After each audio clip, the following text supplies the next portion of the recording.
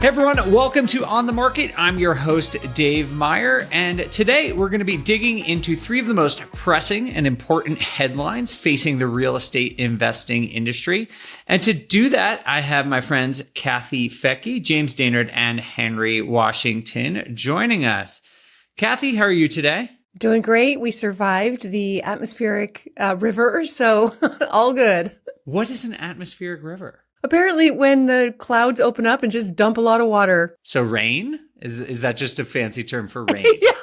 Yeah, life-threatening rain in California. Okay. Well, this is maybe why on this episode, we're going to be digging into headlines so that we don't just see things like atmospheric river and read too much into it when all it is rain.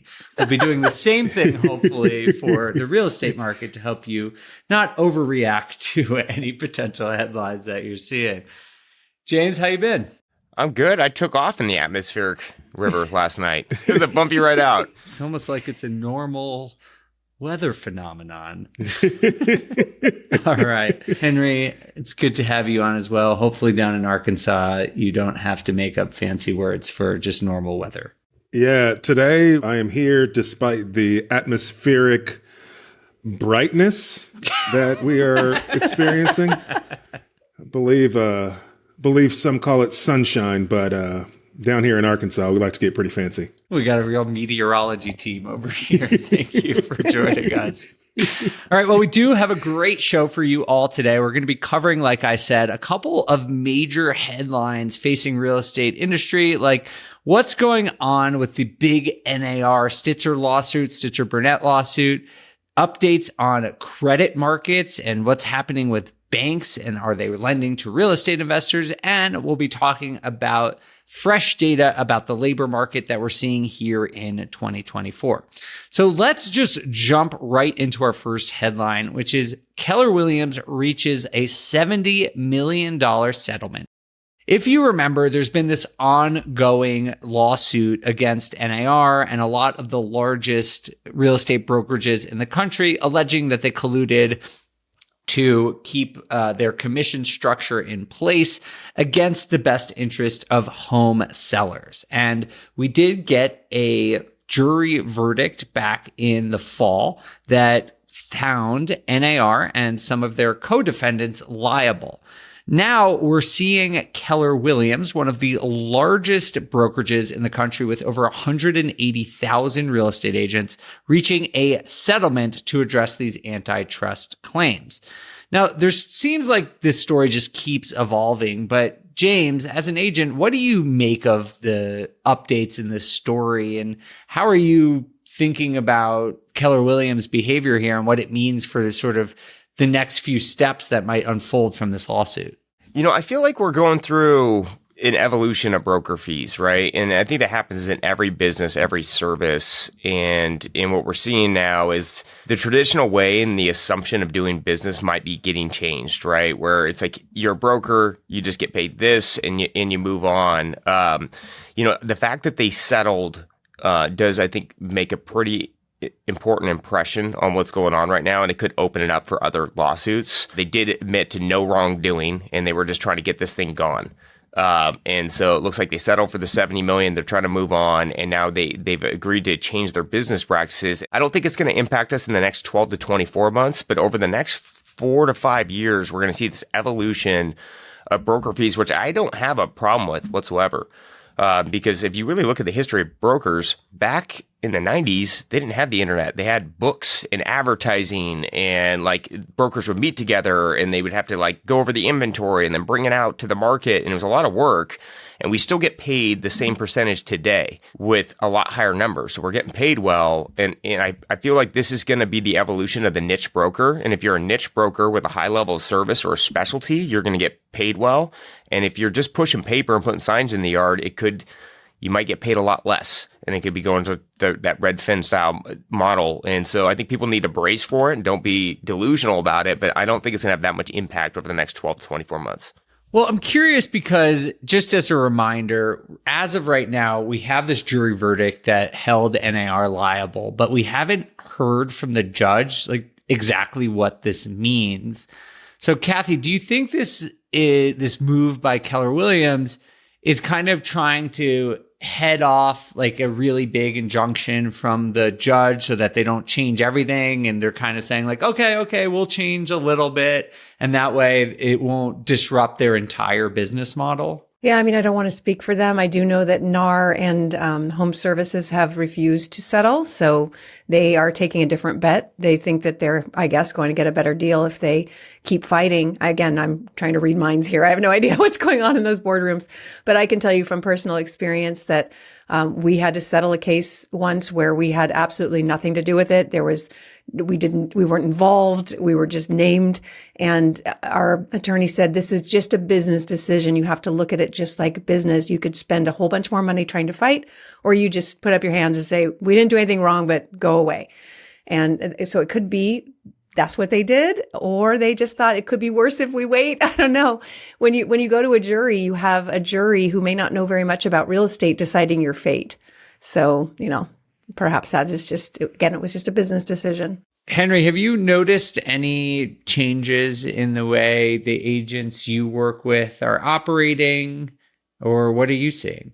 No changes in the way they're operating so far. I agree with James. I don't know that we'll see any major changes in the next 1 to 2 years, but I do think that the industry is going to change, and I don't believe it's a bad thing. It's like any other industry. You typically get paid based on performance and level of service and customer service. And I think those agents and brokerages who are going to provide exceptional customer service and who are going to go above and beyond in their business practices are going to not just survive, but thrive in a market where you've got to provide those things in order to make money now. You didn't have to provide that before, right? You were going to get your percentage as long as you were the named broker or agent on that deal. You have to think about home buyers, especially first-time home buyers. They're called first-time home buyers. They have no idea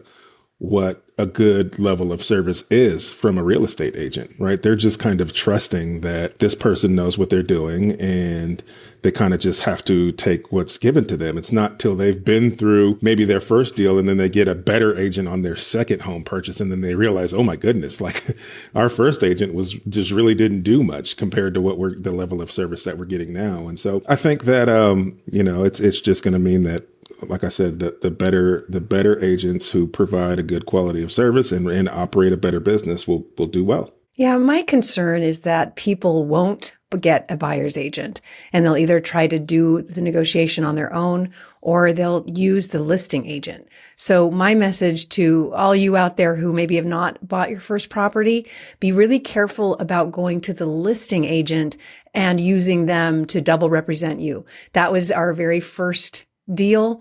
I didn't really know back then. This was a long time ago before I knew anything about real estate. And I didn't know the difference between a buyer's agent and a listing agent. So I just went with the listing agent. And in retrospect, they weren't serving me. They were hired by the seller. And so they did not negotiate on my behalf, because that would be, how do you do that when you're representing both? It's like getting an attorney to represent two parties, speaking of the NAR situation. So that's my concern, is don't be lazy. Don't just use the listing agent, because they are not necessarily working in your favor unless you're an expert. Now I do that just so they get more commission and I get the deal. But hopefully this means that people will get a buyer's agent and get one who really, truly will represent them and understand what that means.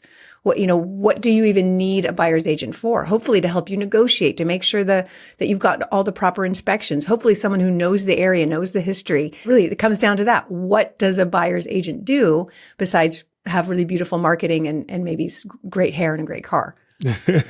Yes, I agree with you. But I think this is moving in a way that every other business operates.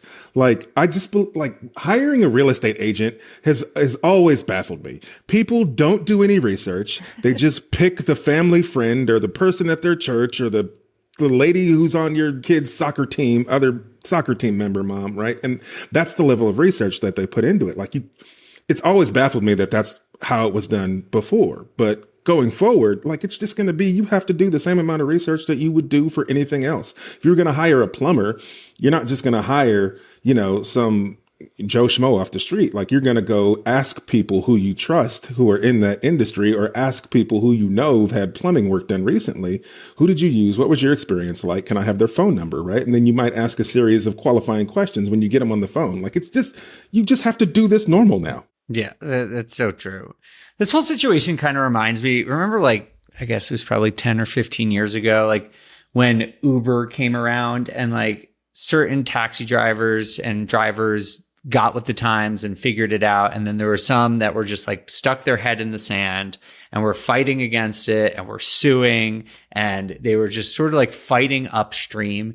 And to me, it just kind of feels like that's what NAR is doing. Like KW, a lot of these other brokerages are settling, and I think are trying to adapt to the times and maybe ready to move on a little bit. And then there are others who are just like really digging in hard, when at least to me, it feels like the winds have changed. The winds of change are like already, what am I saying? Winds of change. I don't know. What is that a saying? Atmospheric river has changed past. It is now flowing upstream. Well, there is raining now backwards. the atmospheric river has changed, and now things are changing. This has gone off the rails.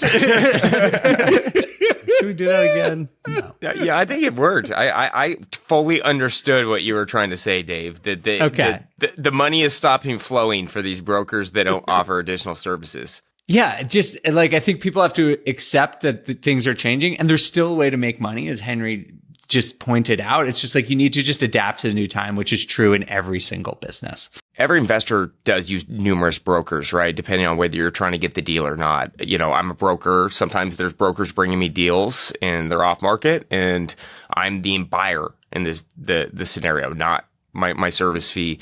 And so I don't really see this changing too much for investors. If anything, it might actually steer more deals their way, because they might just go straight for calling the listing broker. You know, to Kathy's point, you know, when you're going direct to that listing broker, you do want dual representation if you can get it. So then you are protected. They have a fiduciary duty to kind of watch over you. But investors are a lot more savvy than your normal homeowner, because they're doing a lot more transactions. So for not having representation, they don't care half the time, because they're buying it a certain way, and that's what they know to buy, and they're doing their own feasibility inspections anyways. So I think it actually might push more deals towards investors. The one thing I can see this affecting, though, is off-market transactions. Because a lot of times when you're negotiating direct to seller, is you're looking at, hey, this is a cash convenient sale. You have all this cost when you sell, which is anywhere between 5 and 6%. Many times those sellers will give you that credit to get that discount that you need, right? And it's that inch game where you're just trying to get that net number to them where they're happy and we can recognize it. Now that's going down by half. So it actually makes a much bigger negotiation for wholesalers and brokers on direct to seller. But I think on market, it's going to push more deals investors' way, but off market, it actually could add a bigger gap, and less off market deals could be getting done. All right. Well, thank you. I appreciate that insight, James. And we'll all just have to wait and see how this goes over the next couple of months. But I think those are some wise things to keep an eye out for. Let's move on to our second headline, which is that banks are being rocked again as real estate losses mount. This article talks about a specific bank, New York Community Bancorp, where shares plunged a whopping 38% after posting a $252 million loss in just the last quarter. And this was higher losses than they were expecting. And they were already expecting pretty big losses on commercial real estate. So this is a little bit concerning, but at the same time, I feel like we keep hearing about this pending apocalypse with commercial lending, but so far it's been sort of contained to a few banks. Kathy, do you think this is a sign of more trouble to come in the future? I think it's a sign of bad business practice, honestly, and lack of diversification. I think in the case of this New York bank, the bulk of their portfolio was in office. And COVID obviously accelerated the work from home environment, but it's been a trend for a while. So, you know, just with business, stay diversified and, you know, make sure you've got plenty of reserves on hand and, you know, don't over leverage and all the things that people should know about. To me, it's like, I wouldn't have done that if I were the owner of the bank. And James, are you seeing any, with your commercial deals, are you noticing any big change recently in commercial practices? Because I know they've changed over the last few years, but like in the last 3 months, has anything altered? You know what's funny is I read these headlines, and Some of it, I believe, is just hype and is for a specific type of asset and product in the market. And they kind of make it seem doom and gloom with these local commercial banks.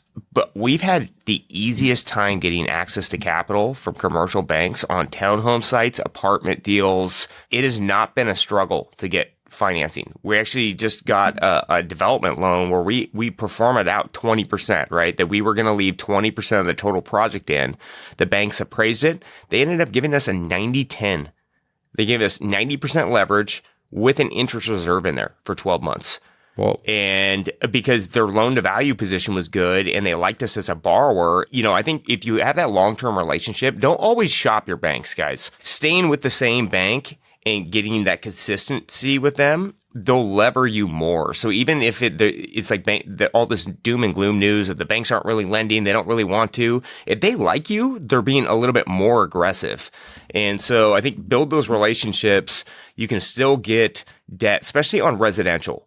Apartments, townhomes, developments, single family, you can get that. Office, yeah, it's not the most desirable, but even right now, we're about ready to list an office building, small office. We didn't think it was going to get much traction. We talked to 5 banks and they all pre-approved it for a purchase. And so if you have the right product in the right area, banks will still lend to you. It's not as bad as what I'm seeing in the articles. But I will say some of these guys have made some bad moves and lost some serious money, because I was even reading that article. It's like some small ripples. I'm like, 33 billion is a small ripple? Those are another atmospheric ripple. Yeah. Henry, I know you work a lot with local banks. So I'm curious, how would you advise investors who maybe don't have the track record that you have or James has with local banks? Like, how do you establish those relationships to create that credit worthiness in the eyes of these banks? Yeah, that's a great question. Well, first, I want to piggyback off James and say I completely agree. I'm seeing the exact same thing. I've got 2 deals that I'm closing on at the end of this week, both with local banks, both with creative aspects to them. One, I'm doing an owner carryback for part of the down payment portion. A lot of banks, if they're being tight, they're not allowing you to do some of those things, right? But this bank is totally fine with that. And another bank, we're closing on a deal where we've got seller credits involved, right? And both of these banks, one of these banks is only my 3rd deal I've done with them, and the other bank, it's the very first deal I've done with them. And so I think what you're seeing is these banks who are smarter, who may have some of these office assets, are trying to diversify and want people who are doing really good deals to bring those deals to them so that they've got some different asset types in their portfolio that have a good amount of equity in them. And so to answer your question, Dave, you've got to speak to these banks in the what's in it for them. Right. And the what's in it for them with these small banks when you're brand new is you want to bring them a deal that's got equity in it, because that's a lower risk investment for them. They want low risk loans in their portfolio. They have to loan to stay in business. And if they've got a loan to stay in business, they would much rather take on low risk loans in a residential space, because then if they end up with those assets, they're not really stressing about it. They can sell those assets and recoup their money. They're not losing their shirt like they are in some commercial spaces or in some office commercial spaces. And so you've got to have a good deal. That's first and foremost. So if you're buying off market, you can go and get a deal and then bring a good deal to them. If you're buying on market, you've got to get a pre-approval first, and a bank can give you a pre-approval. But make sure when you're going to ask for that pre-approval, you're talking to them about your strategy. What is it you're going to look for? I'm going to look for single and small multifamily that I can get at a 30, 40, 50% discount. I want to bring those assets to you and have you finance those deals. The second thing that you want to mention to the bank is that you are looking for a long-term relationship. Banks need deposits and they need to loan. Share with them your plan. I'm looking to buy these types of assets in these markets with this type of equity in it, and I will bring my business bank accounts here to you, and we can have a relationship where I keep my deposits here, you continue to help me grow my business, and I'm helping you grow yours, right? It's you've got to speak to them in the what's in it for them. You can't just go and say, hey, give me some money. I'm trying to do some deals. They need to know what you're trying to do and what's in it for them. 100%. Banks are in the business of lending. They are desperate to lend right now, but it's the basics. You got to have a good deal. They've got to have security. Land development, that's all riskier. So that's going to be more expensive or more difficult to get. But that always has been. Well, not always, but, they're going to look at the risk level, and on residential, there's not a whole lot of risk there right now. Just bring them a good deal. And especially if you're putting money down. This is such a good conversation because I think, as Henry just brought up and Kathy reiterated, that if you understand how banks make money, you can very easily work with them. And this is so important with any business, any contractor that you work with, any lender, any agent. If you understand what they're looking for, then you can adjust your own strategy, your own requests, your own proposals to them accordingly. And as Henry and Kathy just stated, there's this term in finance where people say that banks are either like risk on, quote unquote, or risk off. And that is basically how much, just a shorthand for how much risk financial institutions are taking.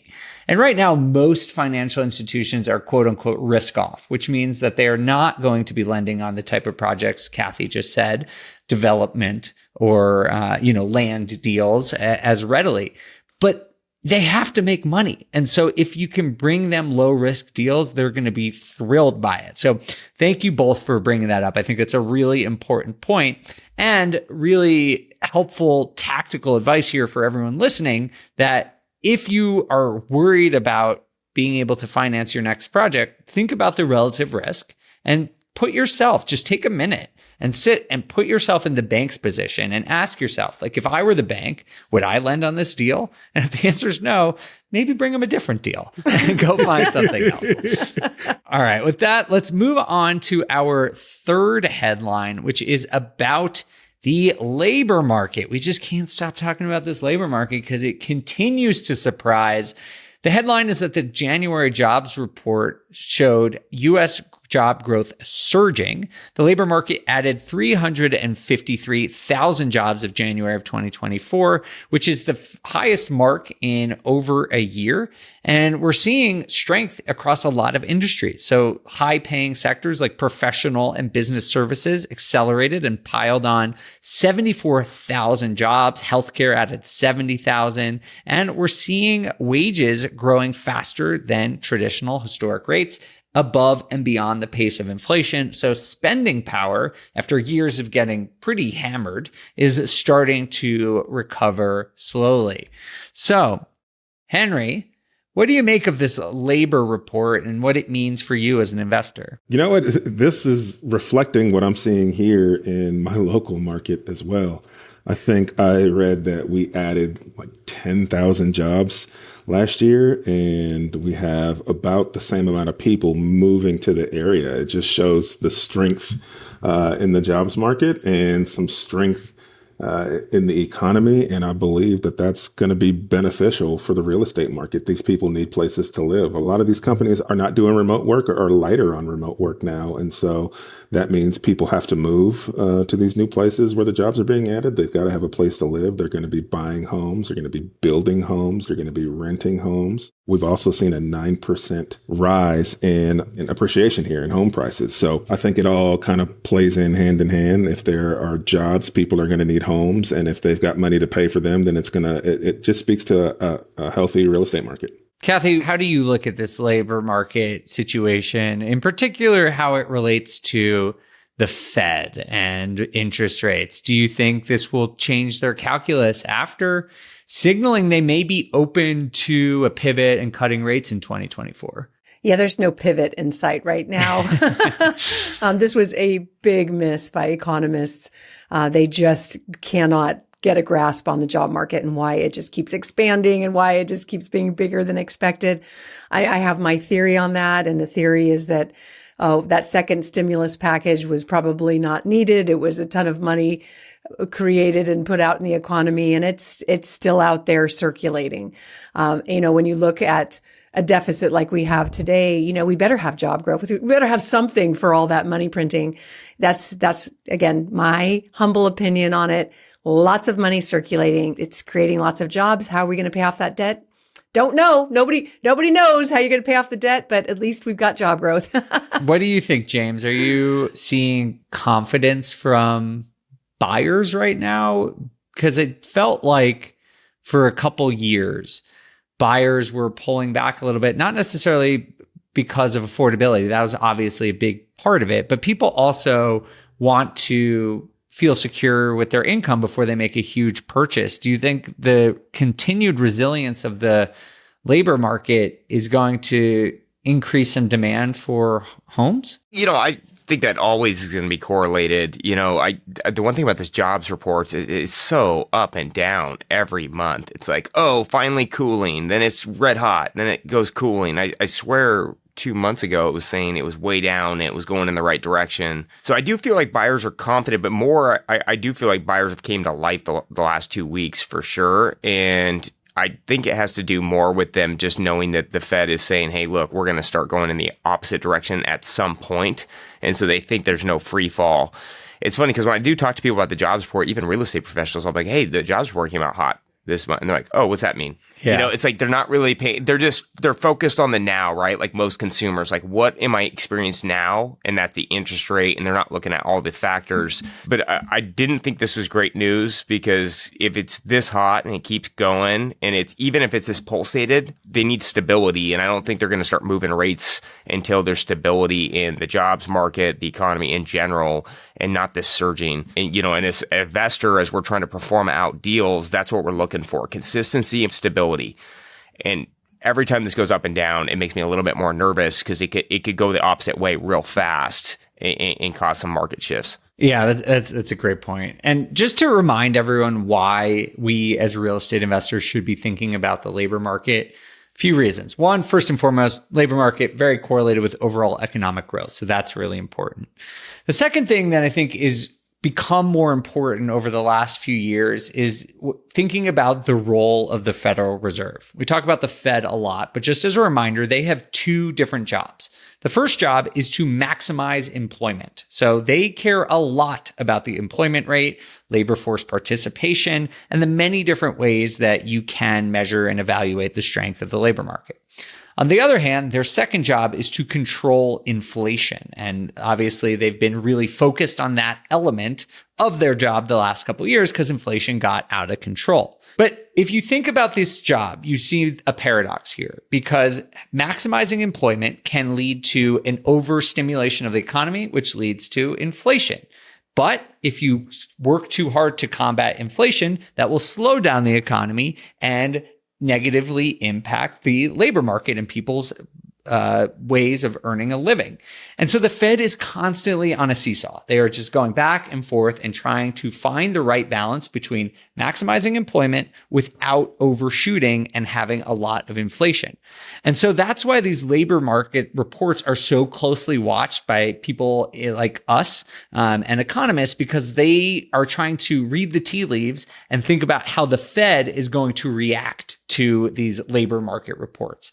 And so when you see strong labor market reports like the one that we're seeing here, that to me at least signals, hey, maybe even though the Fed has said that they do intend to lower rates in the future, it might take a little bit longer because they don't need to focus so much on preserving the labor market. That's doing great. And they can keep focusing on the inflation piece, which is still above their target of 2%. We're still above 3%. And so that's why we're talking about this and why it's so important, even though it might feel a little bit abstract from real estate investing. Yeah. And also how it affects us is people keep hoping that mortgage rates will go down, and mortgage rates don't go down when the economy is booming. That's just, it doesn't work that way. So I think, we can at least expect rates will be where they are.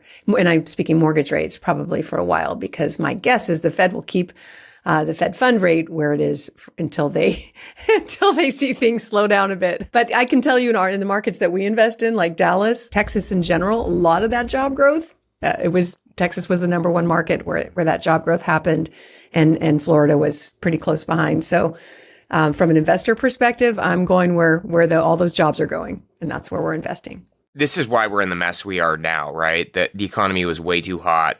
The money was way too cheap, and they cut rates. And so, hopefully, and as much as I hate to say this, they keep rates where they need to be until we get this fixed, because if they start cutting rates, things could explode again, and we're going to be exactly, I mean, it's great in the short term, right? Like we all make a bunch of money. We're selling things for a lot. We're renting things for a lot, but there needs to be some stability for us to kind of move forward over the next 5 years. Absolutely. Well, thank you all so much for your insights on these latest stories. If you have any ideas of stories you would like to hear us talk about on future episodes of On the Market or these correspondence show, please let us know. You can put that in the comments below on YouTube, or you can always find me on Bigger Pockets, or Kathy, James, or Henry on Bigger Pockets as well, and share with us your thoughts or stories that are of particular interest to you.